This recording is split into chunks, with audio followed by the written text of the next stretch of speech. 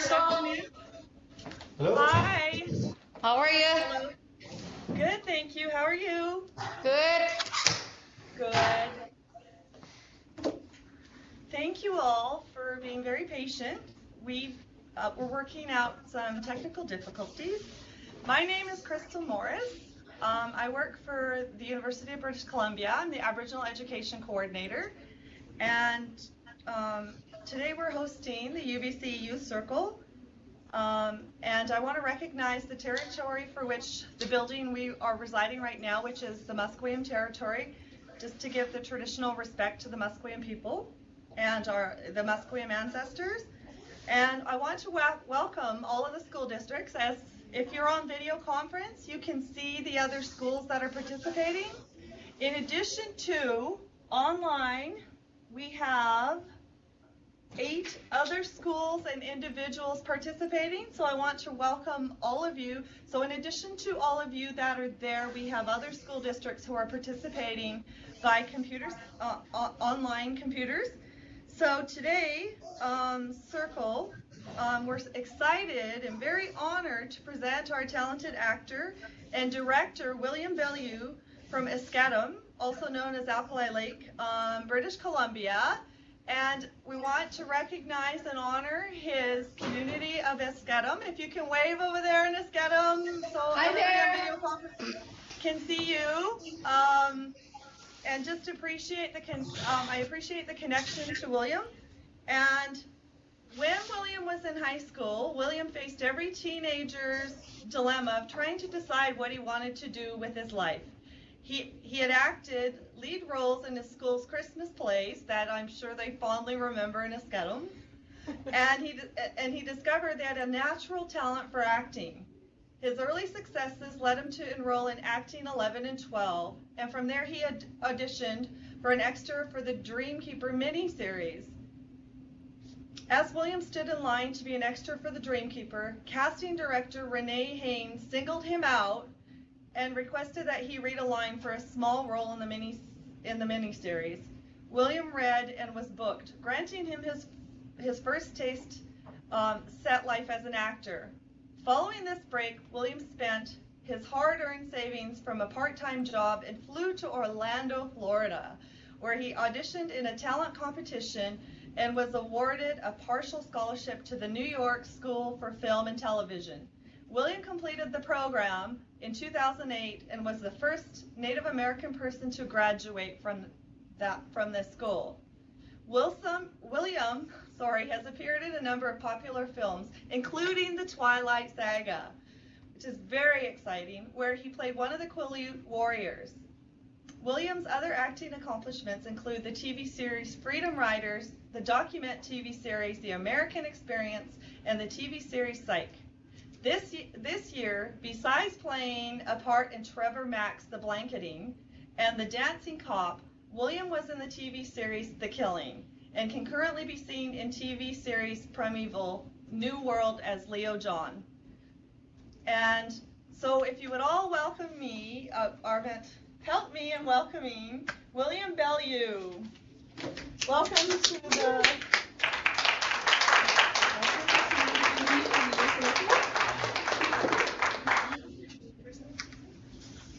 Mom's here, so, Billy. Wait. Can we get people to mute their microphones? Just make sure they're muted. It'll be red. Okay, perfect. Thank you. Stand a little closer there. There we go. Hi. Oh, thanks for having me. Oh, thank you for coming. Yeah. Short notice. Yeah, this is a completely new experience for me, seeing Belleau, Okanagan, Esquette, and who else do we have here? Sahali, which is a school district in Kamloops. Hi, and who else do we have there? We have lots online, which you can't see. All right, so where do we start? Well, I'm from Alkali Lake. I'll just talk to you if that's fine. Yeah, I'm from Alkali Lake, born and raised, lived on the res for a big portion of my life. Lived in the city in Edmonton for a bit. Yeah, the New York school was I don't know, it was a huge part of my, I don't know, it was a life-changing, you can call it. I mean, I used to go to classrooms which like these, which it's because I went to a Silchomec school, and I grew up there, grew up and developed there. I see it's actually ourselves. Is there a way? We have one microphone on still. Thank you. Okay. Sorry. Hi. All right, so what would you like to know so far?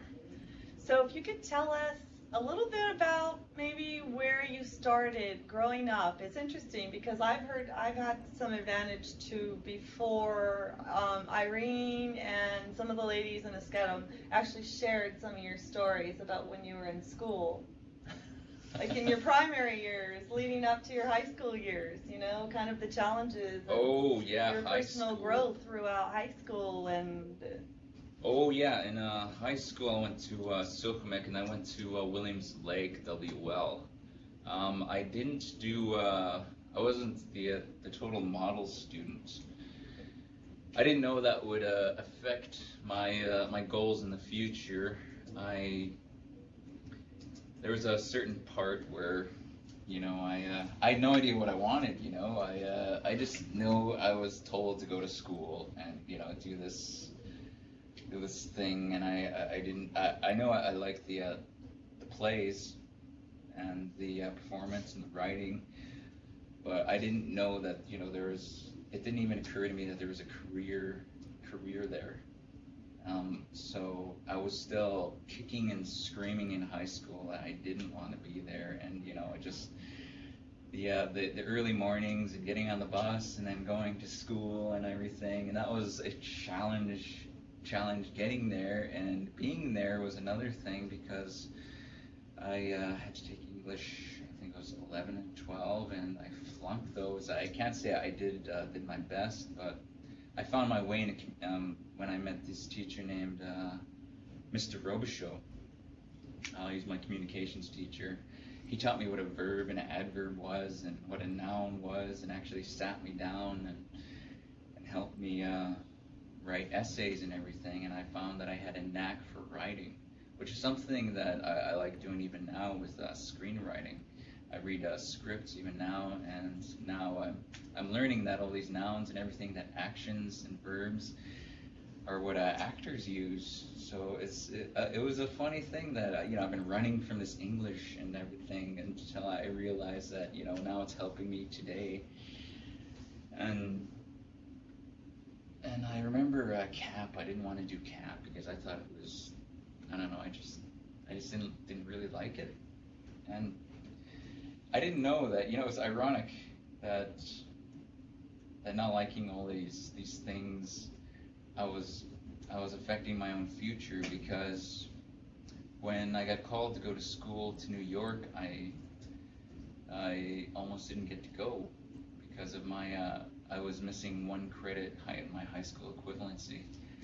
It's kind of disheartening when the administrator from New York says, yeah, we can't have you right now because we need a high school equivalent from you to get into this institute.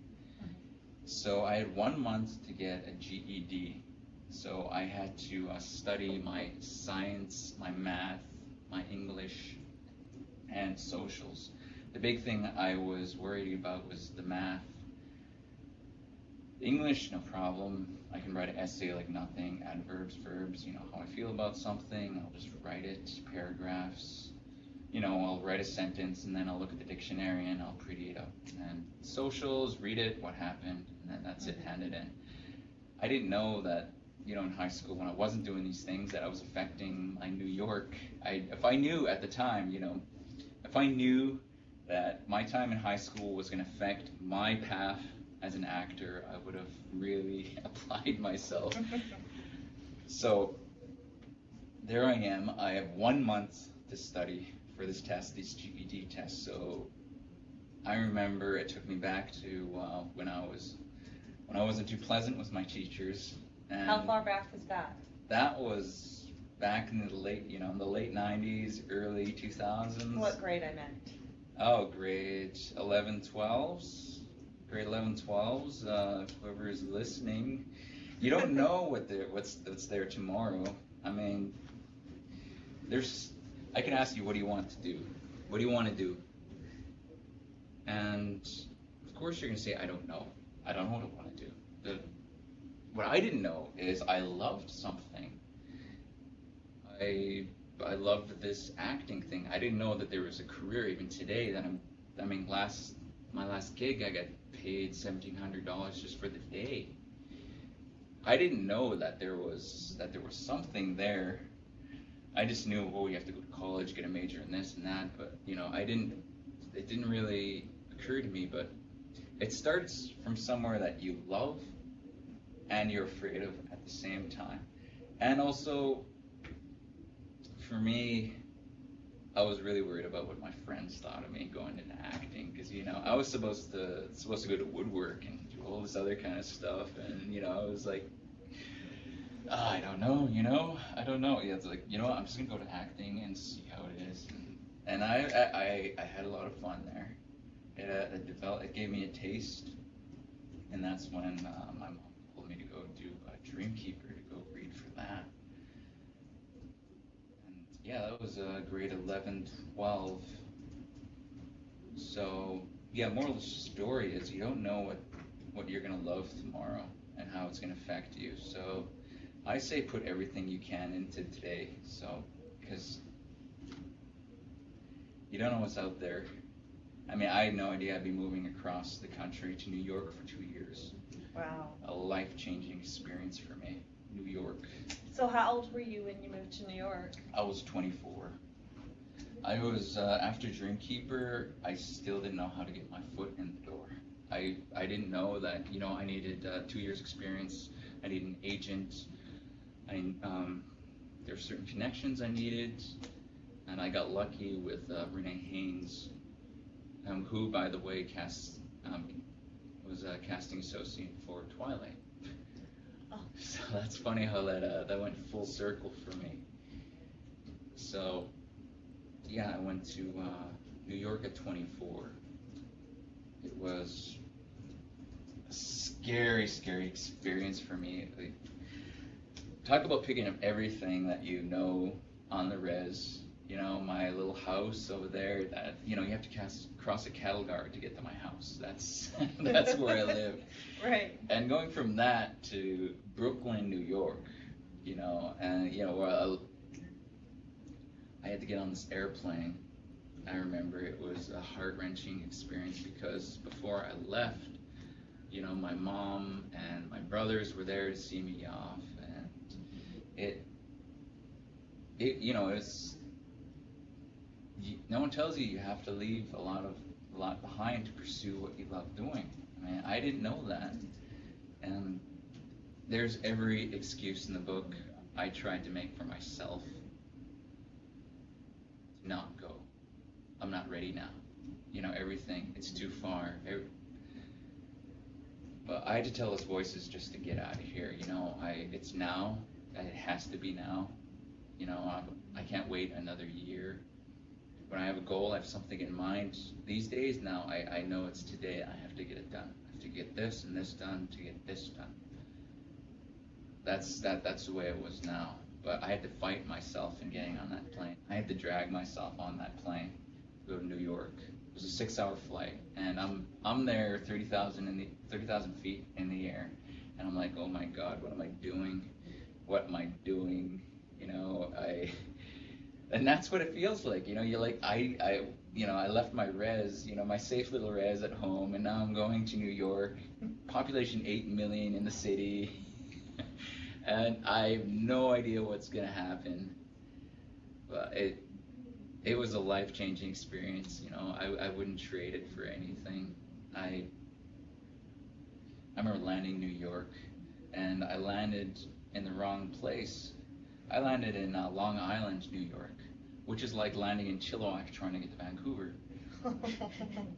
So I remember I called the administrator and he said, and he had a good laugh about it. It's like, you're in Long Island. What are you doing way out there? You're supposed to be here. And it's like, yeah, I know. It's like, well, it'll be a $200 cab ride for you to get here. So it's like, all right, here's what you have to do. I remember these directions exactly. He says, all right, you're gonna get on Long Island Railroad. You're gonna catch it. It'll be 2 hours to get to Manhattan. You're gonna get on the 2-3 train, Penn Station. Go down to Brooklyn. It should take about 20 minutes to get into Brooklyn, and then you go to 100 Henry Street. And and I'm thinking, oh man, this is a far away from just walking down to the store from across the kettle guard. I can't. I couldn't believe. I was like, okay, here I go. And plus I have 60 pounds of my stuff, my worldly belongings, and there I am in New York. I have my pots and pans and all my student, all my clothes and everything, my blankets, and I felt like I was a traveling gold miner type of guy with all my pots and pans and everything, carrying my little box. And here I was, like, oh my God, I'm getting off the subway. I'm in Brooklyn, and it's 9 p.m. And I'm thinking, oh man, I'm in Brooklyn, 9 p.m. And I was like, I don't know what's up there, because I was underground in the subway. So it's like, okay. And here I am. I'm in the streets. I peek my head out. I'm looking around, getting a lay of the land. And it's no different than downtown Kamloops at 9 p.m. So I'm like, wow, this isn't so bad. All my perceptions. That's the other thing.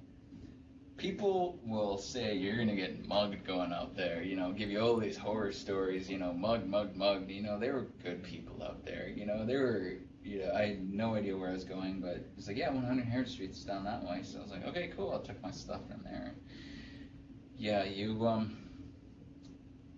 can't let people talk you out of your goal, because they didn't experience Brooklyn or anything, The only way you can experience it if you feel it yourself, if you go out and do it yourself. And so I went out and did it, and I still can't believe, I look back at it and I'm like, oh man, I'm like, who gets on an airplane and go to Brooklyn and to go to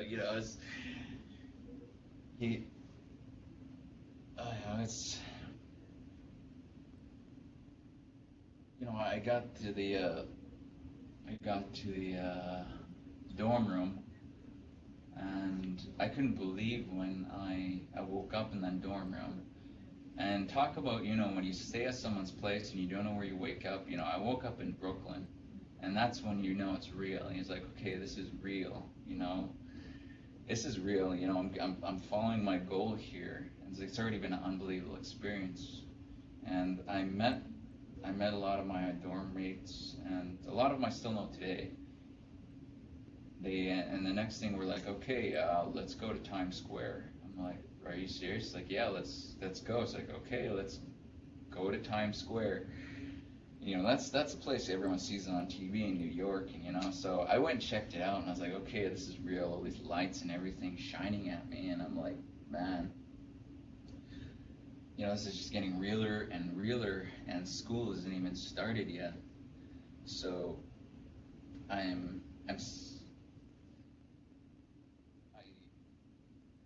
once school starts, talk about, when you go to a program that you love, acting 11 and 12 was fun. In high school, I didn't know, that when you pick a program that you love, you're learning everything you love about that certain program.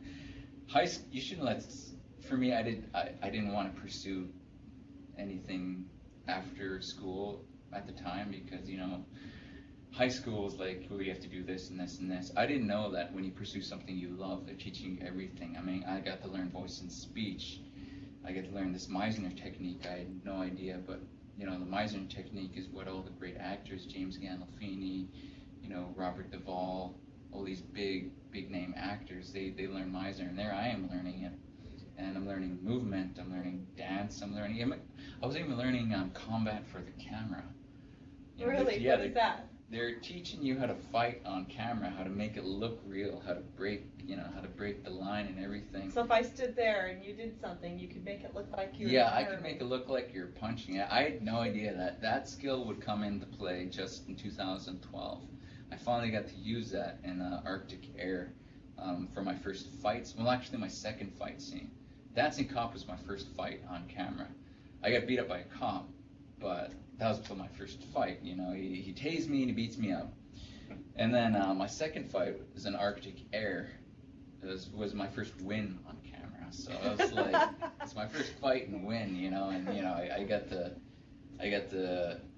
punch a guy in the throat, and talk about getting paid to punch a guy in the throat. It's like after I had no idea, after high school, who'd have thought, pursuing something you love, you get paid to punch a guy in the throat. You don't get paid, but you get flown up to Yellowknife, room and board. They give you a nice hotel and everything, just so you go to the makeup, and then they call you to set, and then okay, this is Michael. You'll be punching him in the throat today. It's like, okay, cool, and action. So he says his line, I say my line. We're in each other's face, and then I punch him in the throat, and then Adam Beach pulls me off of him. And who'd have thought that was gonna happen either? I mean, like Adam Beach was there, and he's saying no, he pulls me off of the guy, and that's on Arctic Air. So that's, you'll see that. I believe the second season's coming out. They said January, I believe. We'll see how many of them have watched Arctic Air.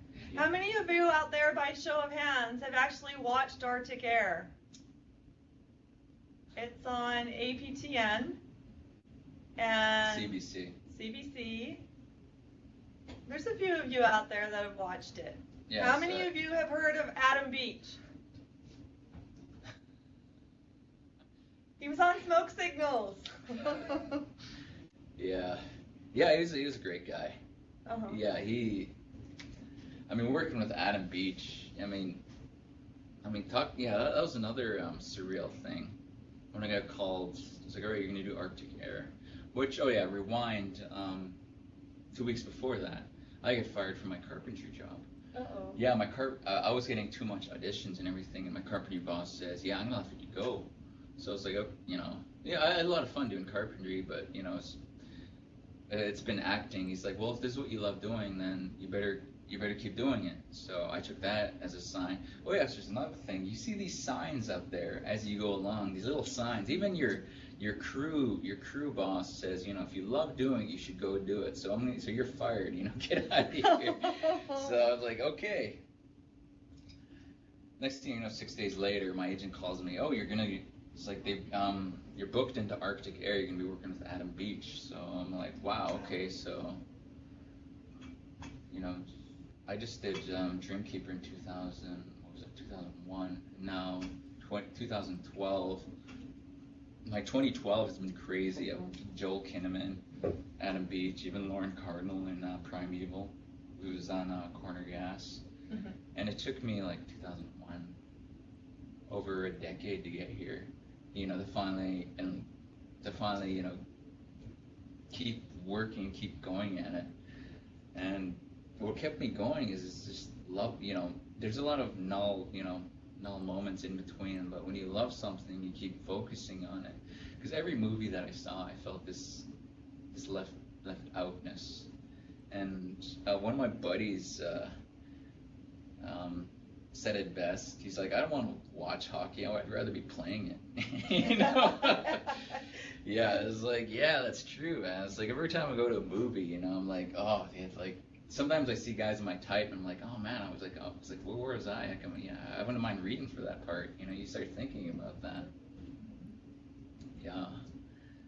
So, in New York, I learned all of these, combat for the camera, voice and speech, and I graduated in 2008 with an honorable 3.3 GPA. Oh. Yeah, they set the bar at 3.0, and I was like, I'm gonna pass it. I already knew in my mind I'm gonna pass it. It's like, that's it. There's a point when you want something enough, you change the way you talk about how you're gonna get it. I didn't say I hope I get a 3.0, or it'd be cool if I got a 3.0, or He's like, well, maybe if this happens, I'll get a 3.0. No, I was like, no, I'm gonna get a 3.0 regardless. So not only am I gonna get a 3.0 in this program, I'm gonna pass it. I'm gonna pass that 3.0, and I got a 3.3. So that's, for me, that was like the first program I ever didn't, yell at my teachers. Everything they said to me, I just took it. They looked at me and said, William, what are you doing? Why are you here? Where are you going? How do you see this person? Did you hear what this person said to you? All these questions they ask you, they ask questions that go into you. And it helps me grow those teachers were, these guys have coached, these guys have graduated in the Yale theater program. Some guys they didn't say who, but they've coached other actors in mansions. And there I am learning from them. So I was really privileged to learn in that. It was a really great environment. And being the only native, that was the challenge too, because when October hits, when you start a program in August, for some reason, I don't know what it is, but that October is the hardest month. That's when you want to go home. That's when things challenge you, when your work starts to go down, and you don't know why and everything. But that's when you look to your support, whoever is behind you on this, you call. For me, I had to call my mom and dad, and I almost cried when, I heard their voices, and you said, you made everybody proud, just keep going, keep doing what you're doing. So I kept going. I hit October, I crushed it, I did November, and then December, I didn't know that, the holidays, like, okay, I'll be spending, my holidays in New York alone. But then Mom called and says, oh, we have money for you to get a ticket to come home. I was like, oh, sweet. I get to come home, so I got to come home to Esquette, and, it was just great to be back on the res, from New York, and 3-hour difference, jet lag. But yeah, for me, that's one thing I learned, that for me, loving where I came from, Esquette, there'll be nothing like Esquette for me. Esquette's in my heart. Alkali Lake, I call it Esquette. If you don't learn to love where I was from, I have to walk around with, I can't say, well, like in my teen years, I didn't really like where I was from, I wanted to go somewhere else, well, pretty much, screw this place, I'm gonna go, I had all this anger. It's different now, I love it out there. I can hunt, I can fish, I can do all this, all the cultural stuff that helped me strengthen myself out there. As a hunter, as a fisher, I even have fasted for 2 days. Also traditional dancer. These aspects help me with my work out there. It helped me with the Twilight thing. They called me in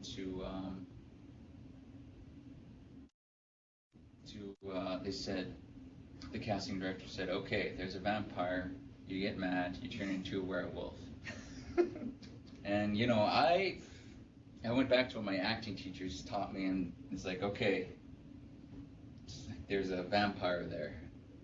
But I don't know what a vampire looks like, I don't know what a vampire smells like or anything. But what I do know, as a hunter, I know what a big 6-point buck looks like. And that's what changes you in your tracks, when you see a big 6-point buck right there, a good 80 yards, 100 yards in front of you. That's when you stop dead and everything. So I was like, all right, I'm going to drop the vampire idea and go with what interests me. With your art, there's a point when you want to show what impresses, the big people, but after a while, it doesn't work. For me, I had to go with what interests me. What interests me was, okay, it's like, I can't look at a vampire because I don't know, I've never seen one. I'd just be like, oh, that's that's. But if I see, and especially as a Quileute warrior, I'm supposed to see these things all the time, vampires. But I saw a buck. So I saw a buck, stopped dead in my tracks, and then I got mad, and then that was it. And then I get called in, and it's like, yeah, you booked the part. And I was like, really? He's like, well, because, it's like, okay, so you don't have to tell anyone what you did, It's like those casting directors, they didn't know, I was hunting a buck, but, but on camera, see, the camera doesn't know.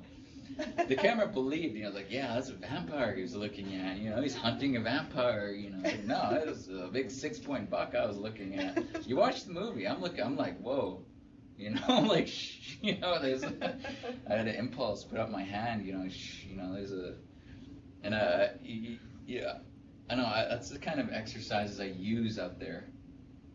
I take a lot of myself from what I've learned on my res as a hunter. When you get your first deer, your moose and everything, it does change you as a provider and everything. It helps you grow and move forward, and there's a spiritual growth to it. And it had a weird symmetry to it, because after I booked, after I got my deer, all these opportunities started coming. And as a hunter, you don't just, you could be out there hours at a time, freezing and everything, and it helped me when I was out there, because things do get pretty tough when you're out here hours at a time, freezing. But you have to be ready for that one moment. You don't know how close or far for me that buck was. And for me, I always have to have my tools ready, my vocal instrument, everything. When I go hunting, I have to have my rifle, my scope lined up, calibrated, sighted at 200 yards.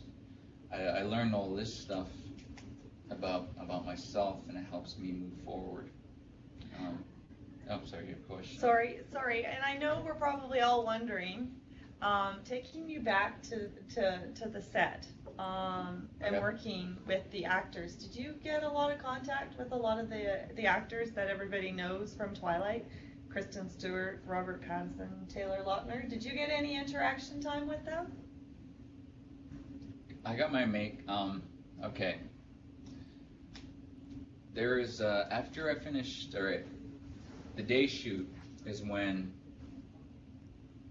well, they weren't there for the day shoot, but for me turning into a werewolf, but when you do special effects, you have to do what's called a body scan. So so I had to get called to the studio, and I had to get made up and everything, back in my werewolf gear and my Quileute gear, and then they called me. The first thing you do when you arrive on set is you go to your trailer, and there's always the wardrobe there. You put on the wardrobe as soon as you can to help to make the AD's job easier. So there I am. I put my wardrobe on, and I go talk to AD. I got my wardrobe on, and so they, okay, they're ready for you at hair and makeup. So okay, I go walking in there. I sit there, and from me to you, there's Kristen Stewart. She's getting her makeup done, and we're on that winter stage. They're shooting the winter scenes on the mountain when they had to hide out or something. They shot that in the studio in winter and everything, and she looked like she was getting her actors. We all get in the zone, so she was in her zone. So I was professional enough where I didn't it's like, oh my God, sign this. It's like, you have, when when you get called in, there's a certain level of professionalism. If I was a hockey player, I'm not gonna oh my God, you're Wayne Gretzky. It's like, no, you gotta play it cool. Because I really wish I could have got my buddy an autograph. When a friend of mine wanted an autograph for his daughter, and I really wish I could have hounded her for it, but she was in her zone. So I was like, okay, she's in her zone, I gotta leave her alone. So I went in my zone. So the cool thing about it was we were both in our zones, getting our makeup and everything done. I got sprayed up to look browner for some reason. I don't know. And then I got invited to a rap party, and to this Twilight rap party, It was at the aquarium in Vancouver, at around that Stanley Park, that aquarium right, place. right, yeah. So yeah, we invited there, and I was like, hey, I walked up to him. I was like, hey, it's like, I'm William. I was like, oh, I'm Robert. I was like, oh, nice to meet you, man. It was Robert Pattinson. So I would talk. He's a real nice guy. I mean, he talked. Oh yeah, that's another thing. Yeah, Robert Pattinson. It's like, oh, congratulations on everything. I was like, thank you. It was like, oh, so can I? We gotta. I was like, I wanted to ask for a picture from him, but I know if I did it, that would have just set the. Because we're surrounded by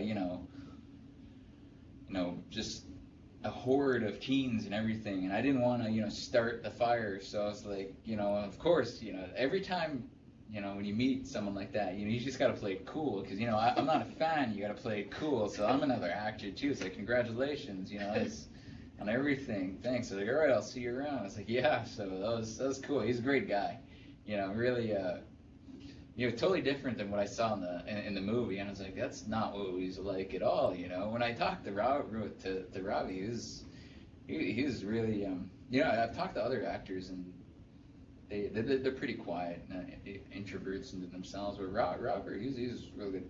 I know everyone asked me, no, I didn't get to talk to Taylor, though I did get invited to another rap party after we're done shooting my scene when I turn into a werewolf. But I was so exhausted by the end. I'm like, you put in, I arrived at like 6 a.m. Then I was there till like 8 p.m. from pretty much dusk until dawn, or dawn until dusk. I mean, and I was just exhausted. I remember I got this invitation to go rap party, but I got back and I was supposed to get dressed, and everything, and I was landing on the bed, and I remember waking up in the morning. I was like, oh. I guess I was just so tired, that's all, and I heard all the werewolves were there and everything. Every teen hates that story because like, oh, why didn't you go? I would have went. I was like, no, I was tired. I'm sorry. But it's funny because I ended up meeting two other werewolves on 2 other different occasions. Bronson Pelletier, really funny guy, good guy. I met him. He's one of the bad guys on Arctic Air, and we had a conversation. Well, how did you turn into a werewolf? And it's like, well, I turned into a werewolf like this, and I had to spin and jump. And it's like, well, for me, I had to get mad, and then I had to go backwards and jump into it and everything. And it was funny because it was like, because I was in flashback part of the Twilight Eclipse, and he's the, so it was like, yeah, I'm old school, man, and you're the new guy. So yeah, and I talked to that other guy. I can't remember his name, but when I went to Toronto at TIFF, and it's like, wow, you're one of the werewolves too. It's like, yeah, I'm a werewolf too. It's just a weird connection to have with other guys. Team Werewolf. Yeah, Team Werewolf. It's an exclusive club, I guess. Yeah, and all I did was just get mad, and jump on a mat that day. I was just get mad, and then I jumped on the mat. Of course, the guy wants to pull the mat further away, and I have to jump on it and everything. But on camera, if you see my demo reel, I don't know, it was the first time I ever saw myself on camera, and I was like, wow, that was cool. And I wasn't like, oh my God, why did I do that? But I saw it, and I was like, wow, it's it's pretty bad, that's cool. I like, I didn't mind it so much seeing it, see myself turn into a werewolf. I just get really nervous when the scene's about to come up, and I'm like, oh man, and they just see all these things about it. But no Taylor Lautner, just Kristen Stewart, Robert Pattinson, and it's funny, I met the Sam Yuli character, Cheskate, really good guy. I met him on Dreamkeeper many years before that, so he was a really good guy too. He talked to me, and yeah, I read for that role too.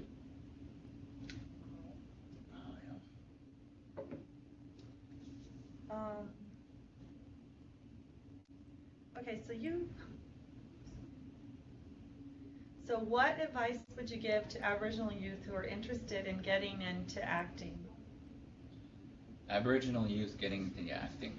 Okay, first thing, where you are now, you're in high school, you finish every class, you hand in all your homework, you do it. You don't go on your Facebook, you don't play Call of Duty, you do your homework, you get it done. Because when the acting program does call your name, well, you can't, okay, so you're going to hope to get an agent. Agent's not going to see you without that 2 years of training, at least 2 years of training. It's like, well, because if you just try to go straight from high school to acting, you're going to be going up against guys like me who have done 2 years of training and have credits, and I'm also on union and everything. So the only way to stand a chance is to get that 2 years of training. You have to get the training, or to get the training, you have to get your diploma, get your high school diploma, because you can't get in that training program unless you got that high school diploma.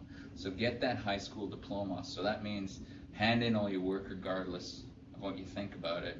You know, for me, I'd had to be perfect or I wasn't handing it in. I really wish I didn't do that. I really wish I just handed it in, just got it done, hand it in. And no matter how tired you are, just get it done. And this is the first and last time you're going to have to do the work that you don't want to do. And after this, you can pursue anything that you love. If it's acting, there's acting programs here in Vancouver. I was fortunate enough to go to New York to learn my program. And if you want to do something crazy and go somewhere outworldly, you can go to Toronto. They got programs out there too.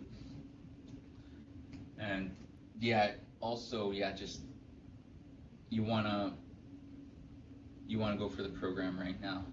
So even in your grade 12, you can even go out and see, there's programs in Capilano, there's programs in VFS, Vancouver Film School, for acting essentials and everything. You get all that done, and you'll have a blast. I mean, just learning about acting, you have a blast, and that's when the agents see you. That's when you put out cover letters and your headshots and everything. That's when they'll see you. Oh yeah, your headshots. That's another thing you need, is your headshots. You can get your headshots right out of high school, but you're gonna grow a lot in the acting program. So those are so you want a picture of that person. That's the person you are after this 2-year program is done. And then you're ready to start reading. Oh yeah, you gotta get your reading up. Reading out loud and articulating and everything, lips, teeth, the tip of the tongue, and all the things. Like even in Shakespeare, I had no idea I'd be learning Shakespeare, for acting and everything. They made me do it, and our first encounter with Shakespeare in English wasn't really that, wasn't too exemplary. But I ended up doing it anyway. It's like, I'm gonna do it. I love this. It's part of my craft. I'm going to do it. So, I end up saying stuff like, get thee to a nunnery. Why wouldst thou be a breeder of sinners? I am myself am indifferent, honest, but yet I can accuse thee of such things that were better, and my mother had not borne me. You say stuff like that. You don't even, you're like, wow, did that just come out of me? You learn that Shakespeare, and you have a blast doing it. And I'm not just acting, but for all you guys in music and everything, they have programs for sound and everything. You learn all that, the sound editing and everything. You don't like acting, there's even programs for behind the camera, for directing. If you have a great eye for shooting someone, there's another program out there. If you like singing, dancing, everything is out there now, and people are getting paid for it. And they can't believe they get paid for it. I'm like, even when I came back, it's like, I can't believe I got paid to punch a guy, sitting in my, that's where it ends up when you apply yourself. So that's the advice I would give to any Aboriginal youth. Hand it in, focus on which program you want to do, finish the program. You want to focus on graduating. You want to set a high bar for yourself, graduating with honors. I went with honors, and that's what I did. And you don't say maybe, you say, yeah, I'm going to do it. First you're going to write it down. You're going to write down everything that you want to do. That's what Mom said. This is weird because I found a piece of paper just recently that I wrote, and it was dated 2004. I kid you not, it said, in 2 years, I will attend an acting school. I will attend an acting program in 2 years. 2006 came and I was going off to New York. You write that stuff down and it comes to you. And the scary part was all the other stuff I wrote beyond that, working on feature films and everything. I even wrote that I'll see myself on screen, by 2010. Wow. Twilight comes, there I am sitting in the theater watching myself on screen. You write it down. It's powerful stuff. You write down everything you want, what you love. You start by writing it down. I can't stress that enough. You write it down and you keep it for people that believe in you. And that's it. I won't go any further to the other people, because those are the only people that matter in the end. Those are the people that believe in you. Those are the people that I surround myself with. People that are behind my goals. Even my teachers. I'm friends with all my teachers in New York. I associate myself with a lot of people that are, I'm not like that are behind me, but I love hearing about what they go through too, or what they're going for and everything. I got one of my friends that's going to BCIT and he's taking calculus and everything, and my hat's off to him. Because we're like, wow, I couldn't do that. I couldn't do math, and you're doing advanced calculus and everything. And I was like, wow, my hat's off to everyone that can do their math and everything. But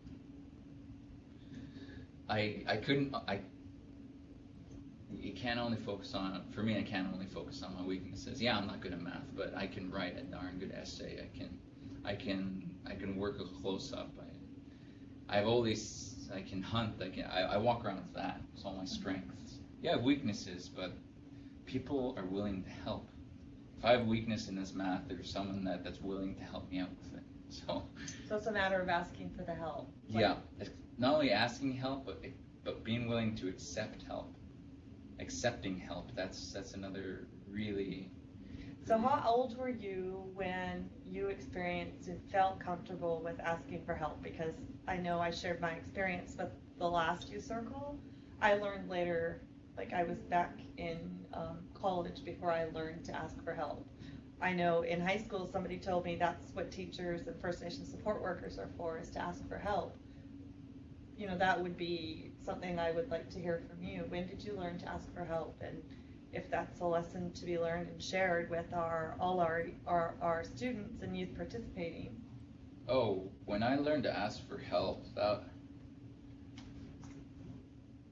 it really came down to my goals, and I didn't know how to ask for help in high school. Because for me it was a what was the point thing. I don't know what I'm doing now. I don't know where I'm going, but I really wish I had a level of trust that it will come, that the path will come, that the calling, I call it the calling, will come. And when New York called, when an administrator says that we probably can't accept you to New York, that is when I got on the phone and I called an administrator, Rhonda Alphonse. She directed me to a GED, the GED number. And they were skeptical too. The GED people said that we can have you take the test on September. My program started, I remember the exact date, August 24th, 2006. There was just no way I could take the test in September. So I told him, no, I have a program in August. So I need that GED test right now. So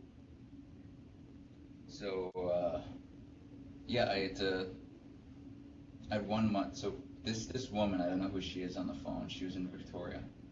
I have no idea who this woman is, but she said, okay, I can get you in for June 8th. I remember that date too. June 8th. That was 1 month later, yeah. So I was like, okay. I had 1 month to practice all the thing. That's when I started asking for help about my math and everything. And yeah, my mom was more than happy to give me this GED book, so she still gave me the problems that I was going to be working on for the math. No one tells you that when you're working on this math stuff or this English stuff, social stuff, science stuff, that there is something bigger at stake waiting for you when you're ready. no one knows that, you know, your goal, whatever it is, your calling is waiting for you when you're ready. And being willing to ask for help and accept help, that's a huge part. I didn't get on Twilight by myself. I didn't get that far by myself. I didn't get to New York on my own. There's a lot of help. My chief and council, they helped me a lot. They helped me a lot. And just someone that, you know, you tell, you know, yeah, I want to be an actor, and they're like, wow, that's cool, you know, it's like, yeah, I can see that, you know, and that in itself is help. And also being willing to support someone's, being willing to help. Now when people, my friend in BCIT, he's always, yeah, he's telling me about his thing, what he's going through in school. I was like, man, it gets, October is a pretty rough, you just have to get through it, man, get the work done. So being willing to, when you accept that help, there's a time when you have to extend that help forward. You know, you got to pay it forward. That's what today's. Yeah. Yes. yeah. That was the other condition when Chief and Council said, you know, all right, they're gonna pay my way to school. Was they said, we want you to talk to our students. So I was like, all right, yeah, I can do that. A little nervous about it, but here I am. So. So let's take you a little bit back in time. Okay. Now, what do you think back when you were a younger student, maybe in your primary grades? Because Irene, are you in the room there? Can you wave to me? She's the health director in your community. Is Irene there? Yeah, she's there. Okay, I'm going to ask William this question. Now, it's interesting because we have his home community online, and I know how proud they are of him and his accomplishments. And like you said, your council believed in you. You know, there was people in there to support you. If you had a childhood dream, what do you think, because you didn't know about the acting piece, what do you think it would have been? Like, was it an RCMP officer? Was it a teacher? Was it? That's funny you say that, because yeah, cop was one of them. Yeah, thinking about going for a cop.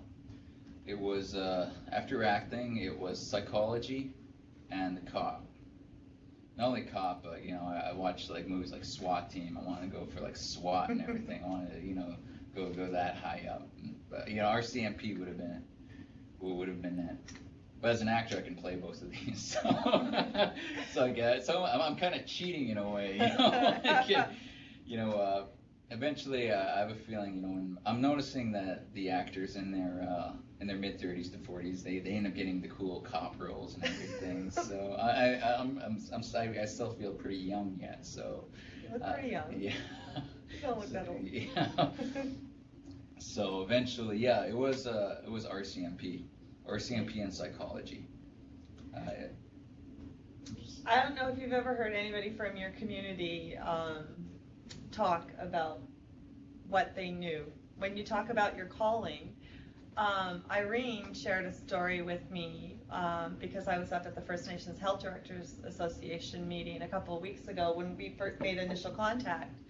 And I was looking for community role models. So I put it out to the health directors who I know their communities very well. And Irene, would you mind sharing with us our discussion about William being in the school there in your community? Because I think it's really interesting where he was back then. And I don't know if you've ever heard any of these stories, but I found it amazing and how it ties into the person you are today. So Irene, can you turn your speaker on? Sure. Yeah, I got it on. You can hear me, right? Okay. Yes. Yeah, I'm just congratulate William. Well, Billy. I know Miss Billy. When Crystal talked to me, and the first person that came in mind was William. And you know, remembering back when I worked in the school, I worked there as a secretary for many years. And as part of my job, I helped organize the Christmas concerts. And when we had a Christmas concert, you know, and some of you probably know Daryl Dennis, who's also another actor. Daryl and William attended Swihomis School here at Alkali. And when they were younger, we could see it in them already. Like we could see the acting abilities, you know, they had no fear, they weren't shy, they got up and they did what they had to do, and they were really, you know, proud and confident, and they spoke really loud and clear, you know, and we could see that in them when they were in school. And I remembered, you know, this time we had this concert, and William was, I think he was a grizzly bear or something, and he had to dance, and, you know, people were laughing, and he would speak up, and, you know, and he was telling this story, this traditional story, and he was really loud and clear, and, you know, and I'm sitting there thinking, you know, this guy has a lot of talent. And, you know, so when he moved on, and I remembered him coming home and, you know, his dreams about New York. And I remembered, you know, just tell him, you can do this. Like, I know you can, and I know a lot of the community members know you can. You know, you can be up there and you can act. And because we saw that in him and we encouraged it, and, you know, and back then some of us were on council, and when we see a community member who has that kind of talent, we try and support it in whatever way we can. And that, you know, and we just want William to keep moving ahead and be what he wanted to be. All his dreams he wrote down, that's possible. And I think, you know, just having the support of the community and having the support of his family is really crucial, because his family, like, none of them drink. You know, they're really into healing and recovery, and I think that was a really big part of William's, you know, growth in the community and being able to move ahead with that kind of support. So we really support him, and yes, we did see that talent when he was little, you know, all the way through elementary school, and we saw it. And, you know, I'm just really proud sitting here with William's mom and sister and uncle and Basil there, you know, just listening, and, you know, we're just so proud of him. Just like we are of Daryl Dennis and other people that have came through the community and, you know, moved on up in the world. Anyway, thank you and congratulations, William. Thank you. Hi, Mom. Hi, Carolyn. Thank you, Henry. So, have you heard anything like that before? I mean, it was interesting, because to me it's heartwarming, and, you know, to hear about the successes of, you know, and then to hear you talk about setting those goals, and you brought up something really important, and you know, I'm in the same boat where I thank my mom for giving me the opportunity to play sports and to talk and network with people. You know, that's a really big thing, and, you know, I'm grateful to Irene that she's one of my networks, and, you know, the support systems and surrounding yourself when you're away from home with people you know who are of a like mind to help you succeed, and knowing that they're a phone call away or a Skype call away, or you can connect with them on Facebook. So if you can maybe comment about the, you know, a little bit more about the networking and the support systems that you had in place. Oh, yeah. New York was a big one because, like I said, the October month got really tough on me.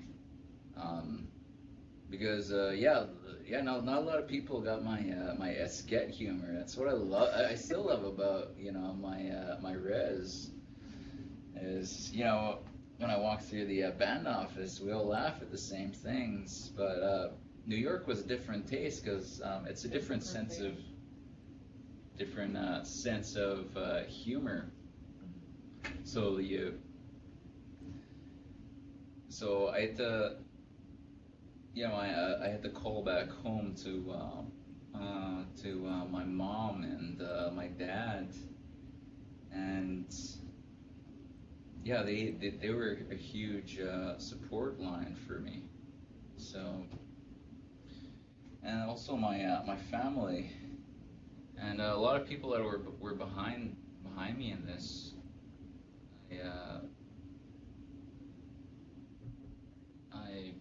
I look to, and, you know, like I said, I focus on those people, you know, that believed in me. I wasn't out to prove anyone wrong. Mm-hmm. Yeah, I was out to prove all my supporters right and prove myself right. I didn't care about anyone else. Like there's people, there's people, there's doubtful people whenever you make a goal, but for me, they're not there. They don't have names. They don't have faces or anything. They're just gone. I'm not here to prove anyone wrong. That's the important thing. I mean, there's a lot of hoopla about proving people wrong when you're going for, if that's what drives you, sure, that works, but it didn't work for me. There was a belief system behind me, and I wanted to focus on those people. My mom calls it the balcony people. So people on your balcony when they're watching you. So those are the people that I'm out when I shoot everything for, and I'm reading every line for. Yeah.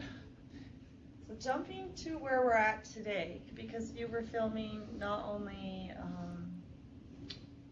what was it? Something just recently aired in the past month, which is Primeval, the New World. Was that? Yeah, Primeval, New World. So who did you play on there, and like? I played Leo John, a studious young fellow who's quite passionate about what he discovers on this camera. I've never encountered a character. This is the character that we were looking for. Yeah, you got lines like, as a First Nations, these are lines that you don't normally encounter. Like, I was saying, it's got to be an aquatic cryptid. I'm thinking on variant of Hydra spirialis. You say stuff like that. Yeah, it's like, wow. It's like, this guy's really smart. It's like, my first line in the whole thing is, it's like, hi, I'm Leo John. You flunked me out of predator control recruitment trials last summer. And, it's spitting on lines like that. Those are, when you get to play these roles, I remember being so thankful for this because I got to wear clothes. And that's huge for a native actor to say, because we're always in our loincloths out there, loincloths and our feathers and our spears and our bow and arrows and everything. And here I am, I'm like, yes. At the fitting, I get to wear a jacket and a sweater and jeans and boots and everything for this role. And I'm not going, I'm just, they wrote a great character for that TV series. I love that character. I only have one. Remember it being 6 pages of dialogue, and I only have one night to memorize and work on all that. Wow. So that's a lot of the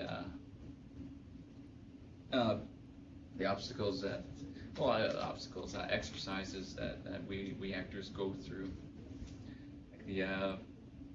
I always research other actors and what they go through. Even one of the stars told me that it's like, I had to memorize 30 pages one night and everything. It's like, wow. And this is the number one. He was the star of the show, Nile Matter. And all the other star actors were telling me, it's 70 pages, he said, in a week that this other lady did. And I'm like, okay, well, that's I'm rolling up my sleeves. That's where I want to go. So. And how did you do that? How did you memorize it? How did you take something like this and walk out and just reading it and repeating it, or? Yeah, repetition for me doesn't really work. When I say, I start saying a line, because when the day comes I'm auditioning for it, I call it autopilot. You kind of see it out there too, even on film, that someone memorizes it so much that they forgot to listen to what the person said, and so I look at it one sentence and I have a point of view, like even the line, it's got to be aquatic cryptic. I'm thinking on variant of Hydra spirialis. That line, being able to justify that, it's got to be an aquatic cryptic.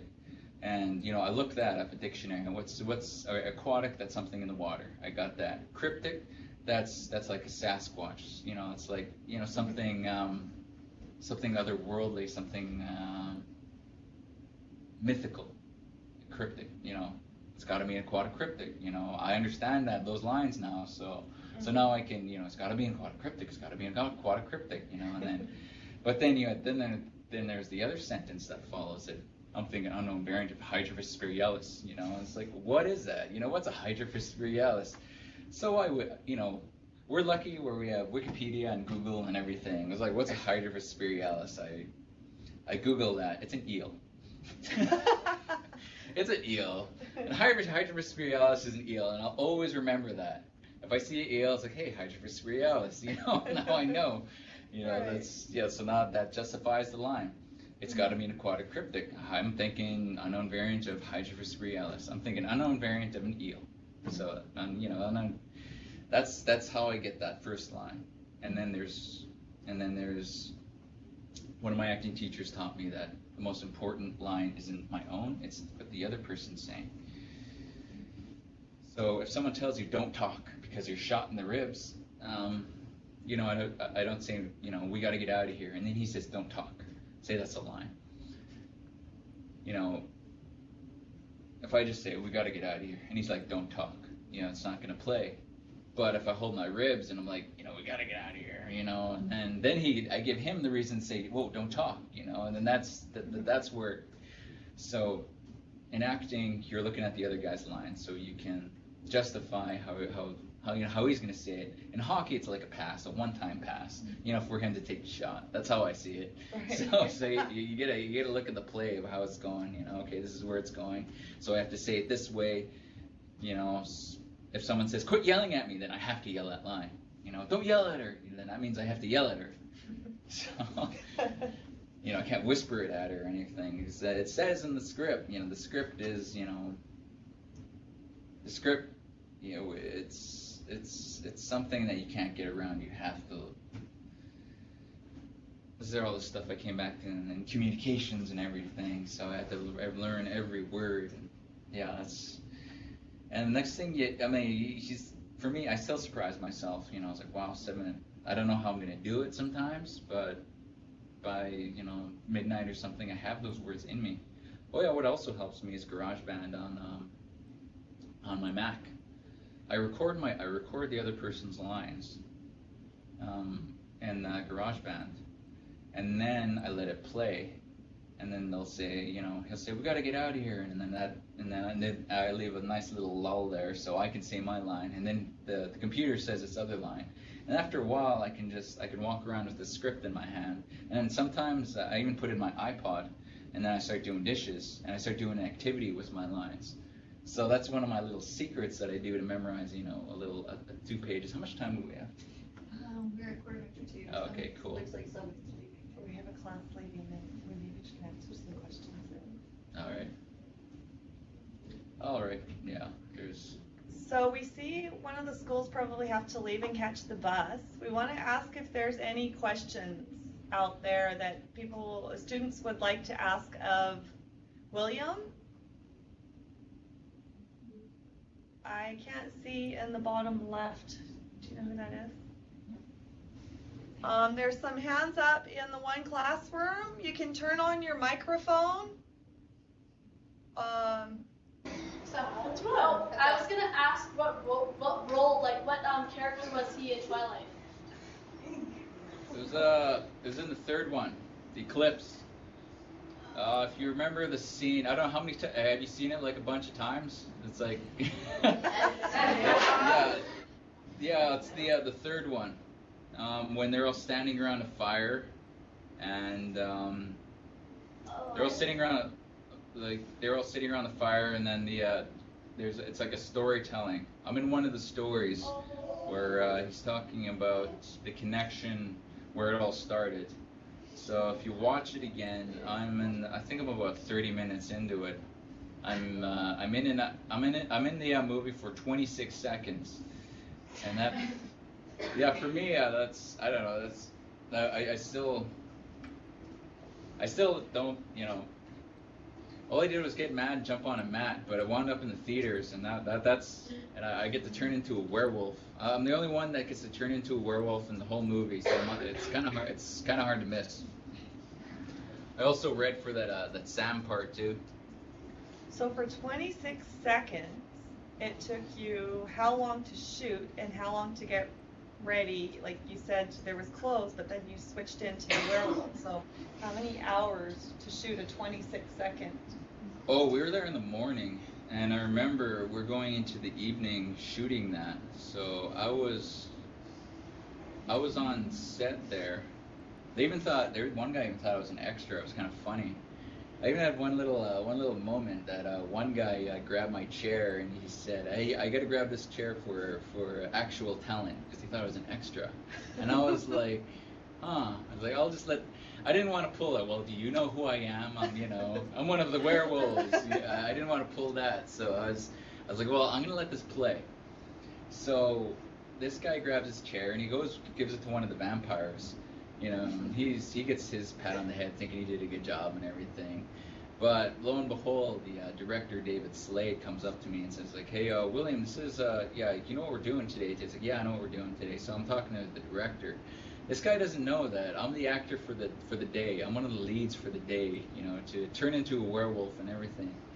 And I had no idea that, for the scene, I have to get mad, I have to see the vampire get mad, and then I have to jump on a mat, and that's it.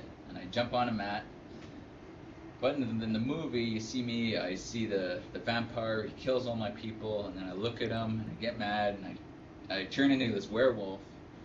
And yeah, that was the scene. And yeah, that's when I got my makeup done by right beside Kristen Stewart at Bella. I think her name was Bella in that one. Yeah. Yeah, I don't know a whole lot about the movie past that. Just went in and shot the thing. We have another question from one of our online. Yeah, in this question, I apologize in advance if I say your name incorrectly. It's Mitra or Mitra. And they say, "Hi, William. Have you ever thought how you can affect or make a considerable impact on you?" Oh, well, I remember talking about this with my mom, and my aim was just to affect one. That was it. My goal was just to affect one. And as long as I affect my one, that's a good goal for me. But going past that, I didn't really consider, if one of you are my one, then that's great. Thank you. What was her name? Mitra. Thank you, Mitra. How about in the classrooms? Do we have another question out there? Any comments? I like your hair. My hair? Yeah. It took me about 7 years. It's usually a question. I've answered that question before. Yeah, 7 years. It was short most of my life until when I started growing it. 2005, 2004. I used to have that really. I did the undercut for a while, and then I did this other short, spiky thing. And I had this one travesty where I got this mullet kind of thing. This woman cut my hair into a mullet, and I was like, oh my god, she cut my hair really. She made it really. I don't know how she did it. She made it really short on the top, and really spiky in the front, and really long in the back. So I went walking out with a mullet. So yeah, I did have a mullet.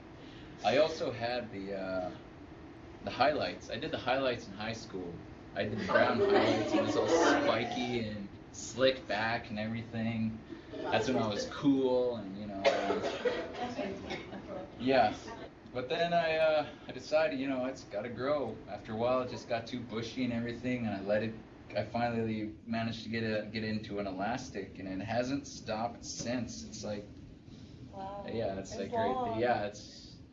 Yeah, I looked behind me just recent. I'm like, wow, it's like way out there. So yeah. We have another question on the computer. Yeah. William, do you have any brothers or sisters in your family? I have 5 brothers and I have 1 sister. Wow. Yeah. I'm second youngest. Yeah. I have a brother, 2 brothers that live in Edmonton. My sister in Elkly. I have one of my brothers lives with me here in Vancouver, and I have another brother in Elkly. Yeah, 5 brothers, 1 sister. Wow. Yeah, so yeah, and it's been pretty. Yeah, my brother's going to BFS here in Vancouver right now, so yeah, he's taking acting too. So I'm pretty sure he would have got the werewolf thing over me if he shown, if he was there too. Yeah. And there's another question here on Adobe. One of Lolly's students wants to know how old you are. I am 30. Thank you. Thank you. Loli? Yeah, it's a group of students. Yeah. Oh, Loli? Oh, okay, cool. Is there any more questions in the classroom that's pressing out there that you would like to ask? And just be open and feel free to ask the question. Don't be afraid to ask questions. If you could turn your mic on, then I can hear the question. You have your hand up. You're at the bottom right hand of the screen. If you could walk over and turn your mic on, then we can hear the question. Have you ever been noticed on the street while walking to be in the Twilight movie? Oh, for the Twilight movie? Can't say I have, just for another movie. So, sorry, what? Yeah, the question she asked, have I ever been noticed on the street for the Twilight movie? No, not. I can't say I have. But my first interaction was when I went to Toronto for this short film I did called Dancing Cop, and that's when I get beat up by a cop, and he tases me, and then he starts singing and dancing Broadway, and that got accepted into Toronto International Film Festival, TIFF. And I had no idea the magnitude of TIFF. TIFF is where all the big guys go. That's where like Will Smith and all. Will Smith was there at TIFF, and my director shook hands with Tom Hanks. Yeah, and our little movie made it into TIFF, The Dancing Cop. And it was really surreal when I was walking there going to a theater. I'm going to check out one of the films. One of the guys yelled at me, "Hey, it's the singing policeman guy," and I was like, "Wow, that's what that feels like." Not hey, it's the Twilight guy, but hey, it's the singing policeman guy. It's like, hey, that guy saw me get beat up by a cop. So I know you get recognized for kind of for odd things from time to time. Is there any more questions in the classrooms? I don't see any more hands raised. We have one more here. Okay.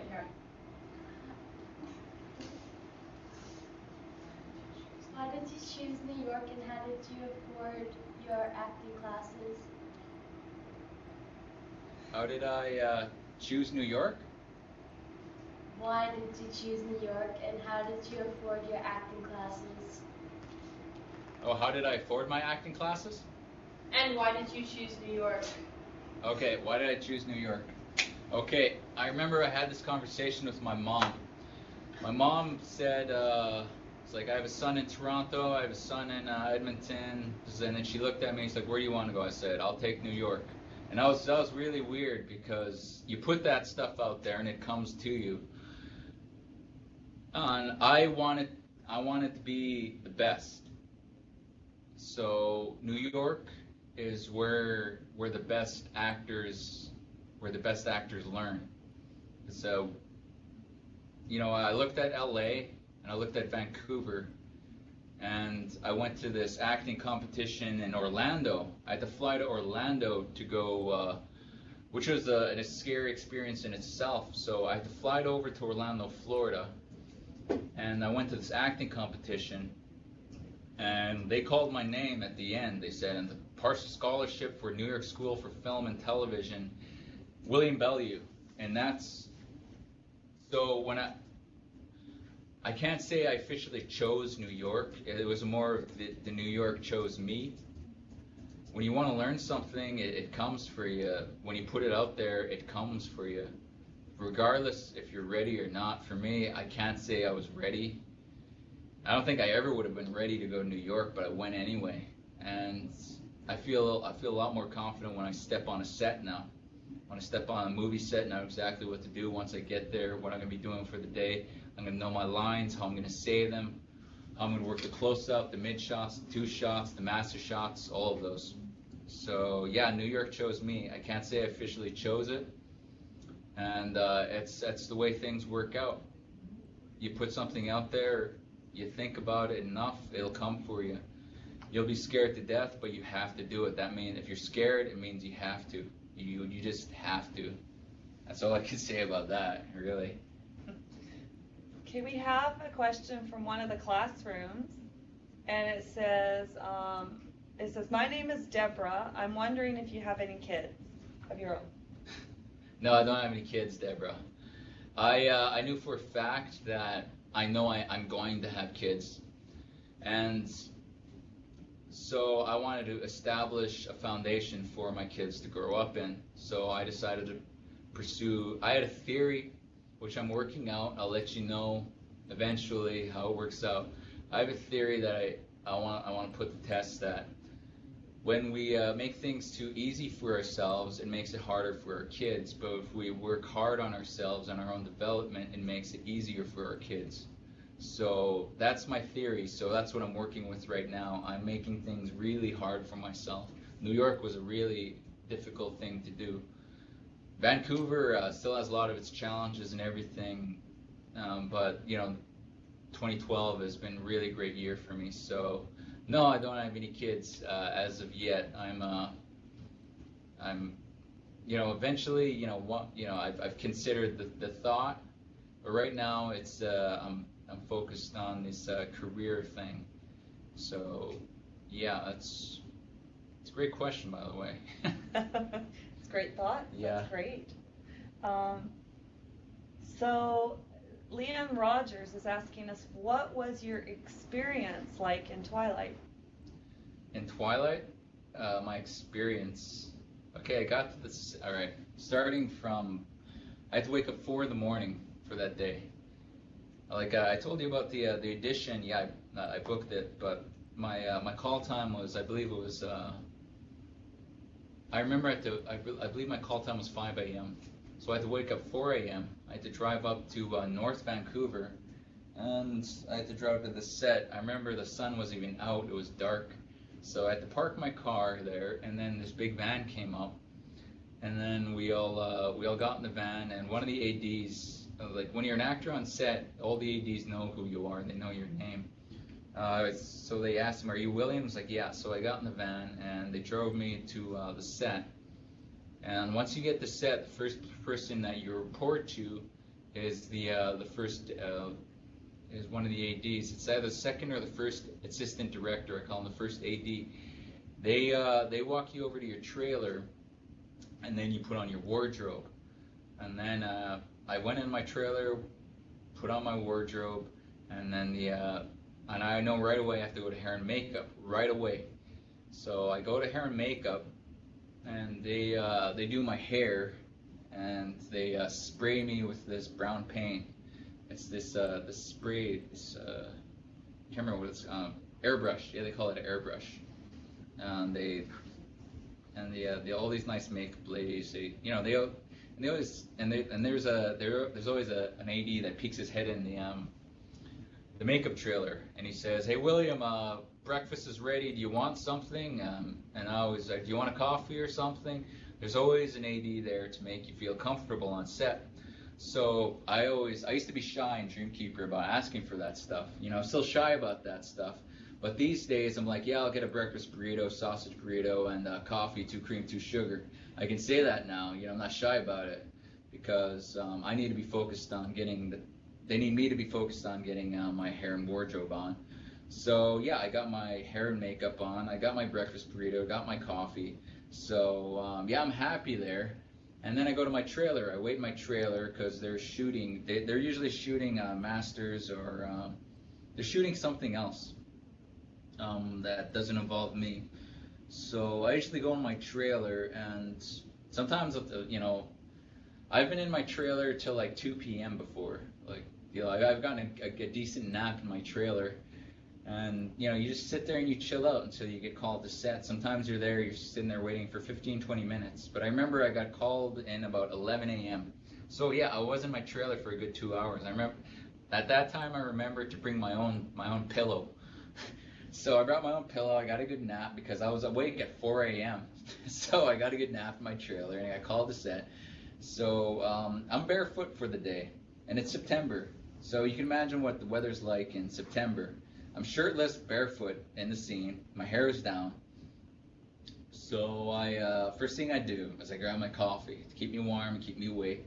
And I go to, there's always a place for the actors when you get to set.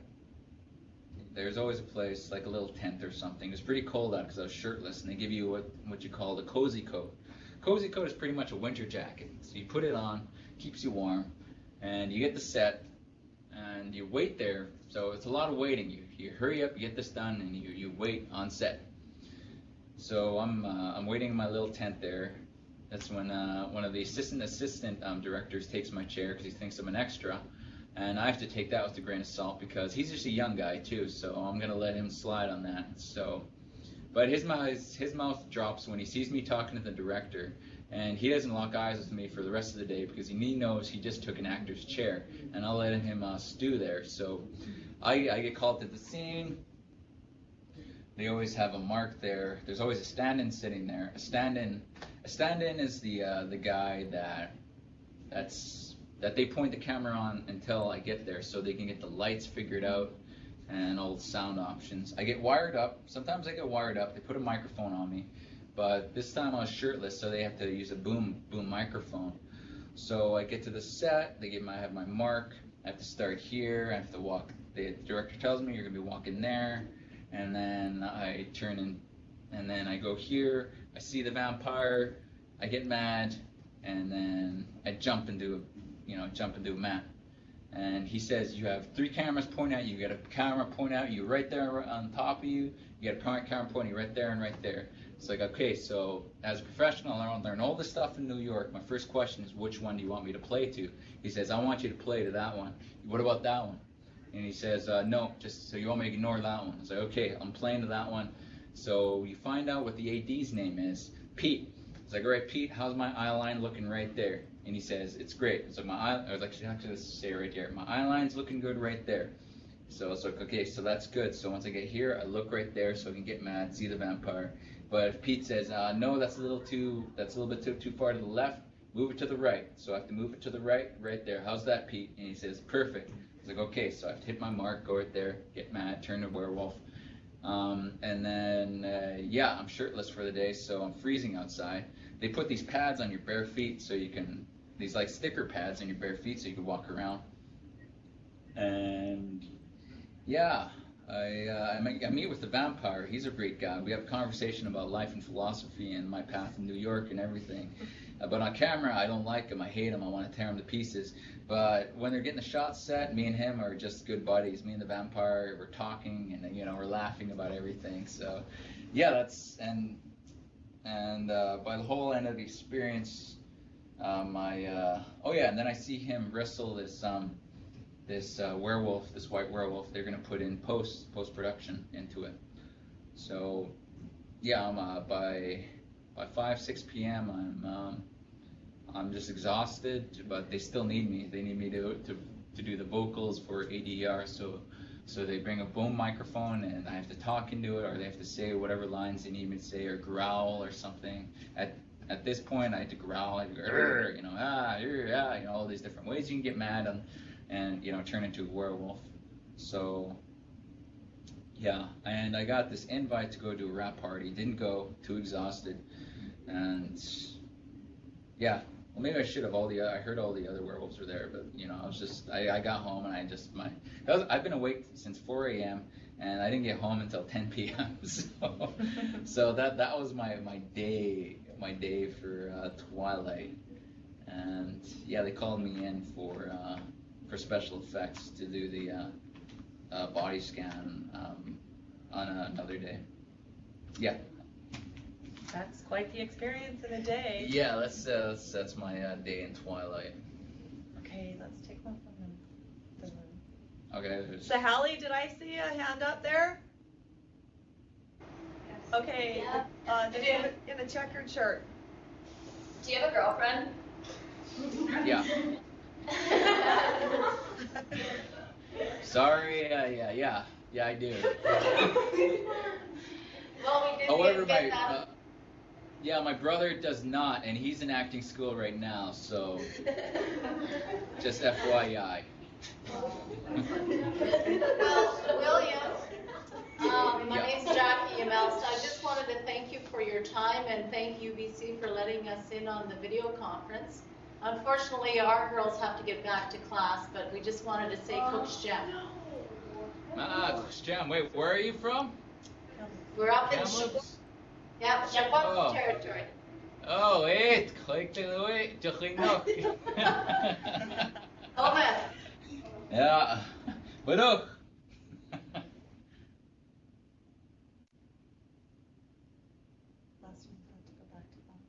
All right, on.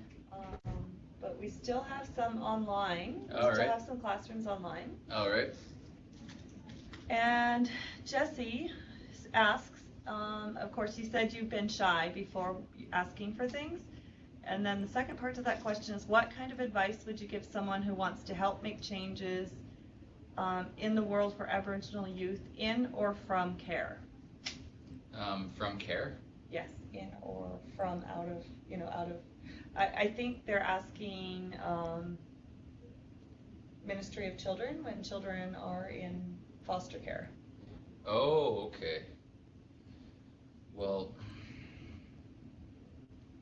like I said, wherever you are, there's always someone there that loves you and that's behind you.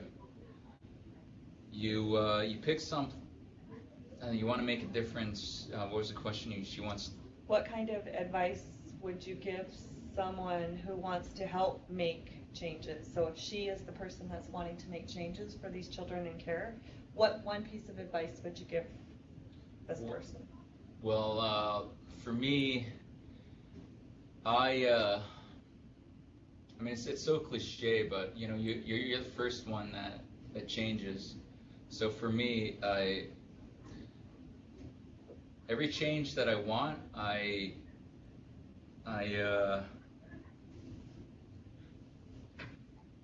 every change I practice, every change that I see, I usually look at someone else's work that I admire and everything, and I mimic those and these little actions and everything. And you learn it's how you hold yourself, and it doesn't have to be acting out.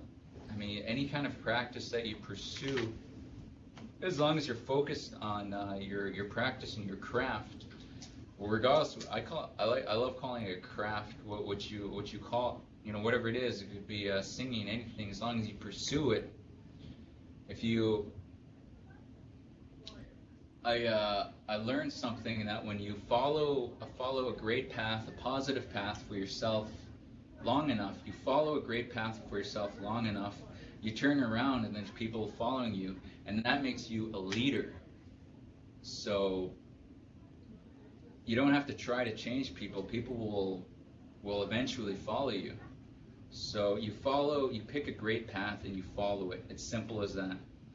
And you stick with it regardless of what excuses you might make for yourself, and you follow it, and next thing you know, you turn around and then people are following you, so that makes you a leader.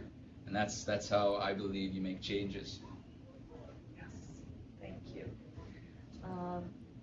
Another. I'll just read the comment from Jesse regarding your response there. It says, okay, got it. Try to be like Cindy Blackstock and Shelley Johnson. Thanks. Yeah. Cindy Blackenstock, who's... Okay. Yeah. I don't know who that is. Well, another classroom is asking, my name is Danita. Danita, has being famous changed your personality? I still feel like the same person. I mean,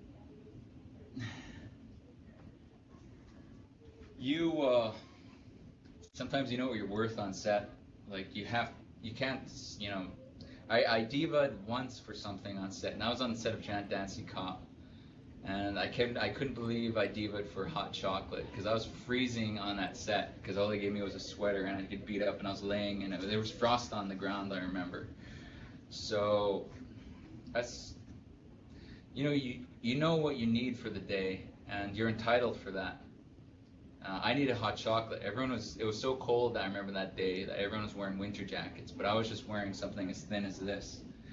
And you know what you're worth. So yeah, my self-worth has gone up. My personality, I still joke and everything online with my buddies, so I can't say it has a lot. I've gotten smarter, I believe, and my my social circles, yeah, it's changed over the years. Can't say my personality is. I hope. I wouldn't know. I still feel like the same person, that just wanted to go do this acting thing. So yeah, I don't know how to answer that question. No, yeah. Yeah. So I guess what I'll share is if you Google William Belleau, you'll actually come across his demo reel. And very interesting demo reel because it gives you I can't even remember how many minutes long it is. Over 2 minutes. It gives you a snapshot in those 2 minutes of all the work that William has done in his acting career. It just spotlights and does a little clip of each of the pieces. And actually when I Googled him, that's one of the first things that had come up is his demo reel.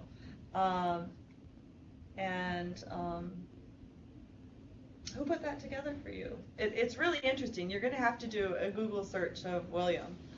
Well, when you accumulate enough credits, you can. I went to my tech guy, Mike Wolin, at the Actors Foundry here in New York. He does self-tapes for me whenever I have to do an audition that's out of town, like in Toronto or anywhere really. He does self-tapes for me. I asked him, do you do demo reels? He's like, yeah, I know I do demo reels. So I paid him about $200 to do my demo reel. And I have to update my, because I have Primeval and just like some other stuff. I don't really remember what other. Yeah, The Killing and Arctic Air.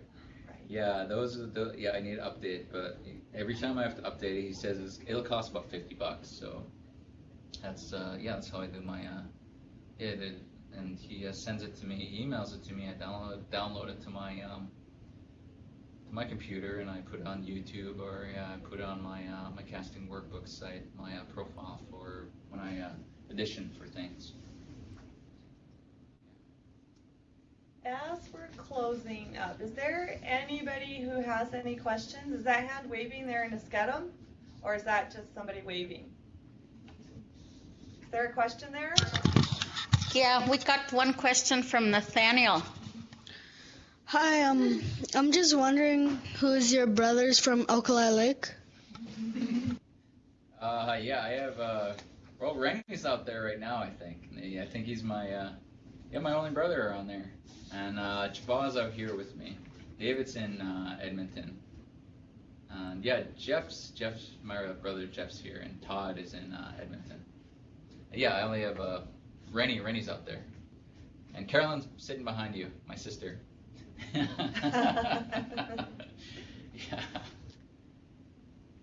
So is there any more questions, or maybe we can get you to give some final comments and begin to wrap things up? Okay. Well, let's see. I've shot my. I just joined the union UBCP. So now I'm on the stage of looking for insurance, and I'm looking at the people that are going to be handling my retirement type of those type of details, and I need to update my my demo reel, Mm, any comments for? I believe I've said everything I hope I need. I'll probably think about it when I'm doing my dishes tonight. I'm like, man, I should have said that. That sounded really cool in my head. Yeah. I guess what I'll add to what you're saying is what I did pull out of your presentation is loving where you're from and taking pride in where you come from. And because definitely, like you've explained, how your culture and your teachings has helped you in acting and being proud of who you are and where you come from. And we do have a question. It's like, did you like being in Twilight? Oh yeah, it was that. Being in Twilight got all the other casting directors to finally start pulling me in. Twilight opened doors for me here in Vancouver. Twilight was the first thing that I booked.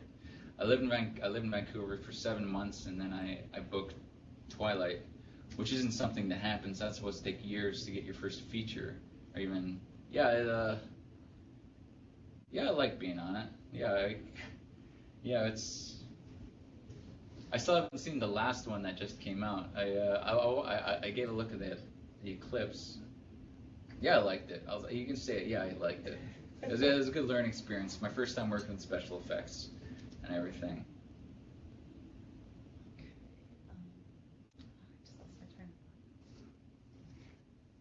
So, on behalf of the UBC Youth Circle, I would like to thank you for joining us today, and I really appreciate it.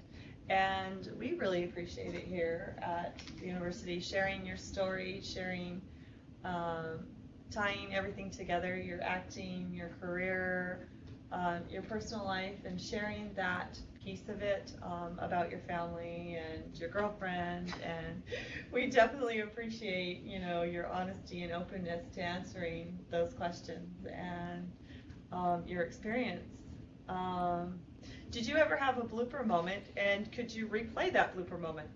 No, I'm just kidding. It's funny that you should say that, because someone that assistant edited Arctic Air watched my work, and she said, "Wow, that's you're so into the scene and everything. It was great." It's like, I have one piece of advice. It's like, really? It's like I need more blooper reel stuff from you. I was like, what do you mean? I was like, I need more gag reel stuff. So I need you to have more fun on set, because I'm like, when I get to set, I'm in my zone, and I have to do it. What I've lost track with is the fun about it and everything. So I got the set of blanketing, and yeah, I did have a blooper there. I had fun there because the star, he looks over on the horizon and he sees something ominous coming, and he goes, and I go, what? And he's like, white people. He says it in the Chilcotin dialect. We're speaking Chilcotin for the scene. And I remember I had this impulse, because we got the scene done. I remember Trevor was doing a lot of takes for that scene. So this time I decided to have some fun. He's like, He says, white people. And I was like, seriously? I was like, are you serious? And I look at the camera. I was like, really? So, I started having fun with it. So, I'll throw stuff in, and I remember we did that other scene where his wife was like, your brother needs you and everything. And we got this one in the can a while ago, and I was like, he's fine, he's fine, So I started walking the other way. So, yeah, I do have blooper reels. The editors, I know they need that now. I didn't know that before, so that's funny. You just throw that out there. Yeah, I do have not so, I try to get it in 3-4 takes so we can keep moving. That's interesting. I never thought that messing up. Yeah, or throwing that whole humor in there, you would think. It makes it. I don't know. He said, she says it makes you more likable and approachable and everything. So yeah, I did have fun with having bloopers and everything, having fun with it, especially when the director's, just mowing the scene, right to the ground and everything. We got to get it done, and he was like, "I'm pretty sure we got it, so I'm gonna start having fun." So, yeah. Put some fun back in it. Well, again, thank you for joining us, and we thank the classrooms and the people that are still online for joining us. Just a reminder to continue to have a look at our UBC Learning Circle. A couple of the programs that are up and coming on December 6th, we have an Aboriginal e-mentoring program, which is an online career mentoring program for Aboriginal youth using the internet. The youth are matched with mentors, UBC students from across the province. It encourages them to stay in the health sciences program, and they are 100% dedicated to helping them figure out what they want and how to get there. December 12th, William made a comment about Trevor in the blanketing. He was the, what was he? The producer? Oh, Trevor Mack directed the blanketing. Yeah, Oh. he was the one pointing me around. Oh, that day. okay. So Yeah. so Trevor is coming to the UBC Youth Circle. Yeah, great guy. Yeah, he just finished skating on that Yes. on that Red Bull. What was it? Trevor, what was it called? So he Red Bull crushed ice, I believe. crashed ice. Crashed ice. Crashed ice. That's right. Yeah. So he's Chilcootin from Williams Lake. He is a writer and an award-winning director and a filmmaker, or as he calls himself, a storyteller. Trevor's Get Up, Move Up public service announcement recently won him the 5,000 first place for the First Nations Health Authority. Active Spirit, Active History video contest. So he placed second 1 year and first 2 years ago.